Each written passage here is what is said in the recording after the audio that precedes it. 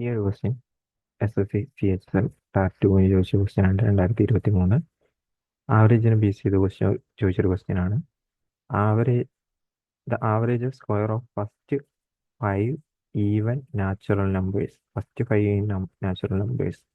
അപ്പോൾ ഇതിനകത്ത് നിങ്ങൾ അറിയേണ്ട കുറച്ച് കാര്യങ്ങളുണ്ട്. ഒന്ന്, sum of squares of even numbers. കാരണം ചോദിച്ചിരിക്കുന്ന average of square of first 5 even നമ്പേഴ്സാണ്. അത് ഈസിയാണ്. എന്ന് വെച്ച് കഴിഞ്ഞാൽ നമുക്കറിയാം 2ന്റെ സ്ക്വയർ, 4ന്റെ സ്ക്വയർ, 6ന്റെ സ്ക്വയർ, അങ്ങനെ പോവാന്ന് വിചാരിച്ചോ. ഓക്കെ, 4ന്റെ സ്ക്വയർ എന്ന് പറയുമ്പോൾ 2ന്റെ സ്ക്വയർ എന്ന് പറയുമ്പോൾ 4 എന്ന് എഴുതാം. കറക്റ്റ് അല്ലേ? ദെൻ ഇതിനെ എനിക്ക് 16 എന്ന് എഴുതാം, ഇതിനെ 36 എന്ന് എഴുതാം, സോ ഓൺ. ഇതിൽ എല്ലാത്തിൽ നിന്ന് ഞാൻ 4 കോമൺ ആയിട്ട് എടുത്തു കഴിഞ്ഞാൽ ഇത് 1, ഇത് 4, ഇവിടെ വന്നിട്ട് 9 വരും. അങ്ങനെ പോകും.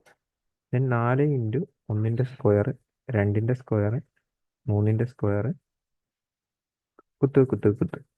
ഓക്കെ, ഇതിപ്പോൾ ഞാൻ കാണിച്ചു തന്നേ ഉള്ളൂ. ഞാൻ പറയാൻ ഉദ്ദേശിച്ചത് ഇത്രയേ ഉള്ളൂ. നിങ്ങൾക്ക് sum of squares of even number ചോദിച്ചു കഴിഞ്ഞാൽ നാച്ചുറൽ നമ്പേഴ്സ് ഇല്ലേ, നാച്ചുറൽ നമ്പേഴ്സിൻ്റെ സ്ക്വയറിൻ്റെ കൂടെ അതിൻ്റെ ഇക്വേഷൻ്റെ കൂടെ 4 മൾട്ടിപ്ലൈ ചെയ്താൽ മതി. നാച്ചുറൽ നമ്പേഴ്സിൻ്റെ സ്ക്വയർ എന്ന് പറയുമ്പോൾ n/n+1 ഇൻറ്റു 2n+1/6 ആണ്. അതിൻ്റെ കൂടെ ഒരു 4 മൾട്ടിപ്ലൈ ചെയ്ത് കഴിഞ്ഞാൽ ഈവൻ നമ്പേഴ്സിൻ്റെ സ്ക്വയർ ആവും. അത് പറയാനാണ് ഞാൻ ഇത്രയും വലിച്ചു വാരി എഴുതിയത്.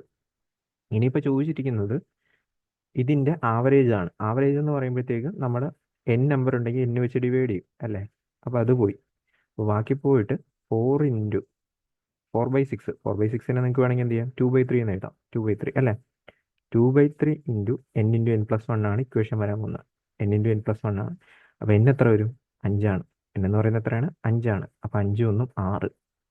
Okay, into 2n+1. 5 ഇൻറ്റു 2+1 11. അപ്പോൾ ഇത് തമ്മിൽ കട്ട് ചെയ്ത് പോയി കഴിഞ്ഞാൽ 4 ഇൻറ്റു 11 44 ആയിരിക്കും ഫൈനൽ ആൻസർ ആയിട്ട് വരുന്നത്. ഫൈനൽ ആൻസർ എത്രയായിരിക്കും? 44 ആയിരിക്കും.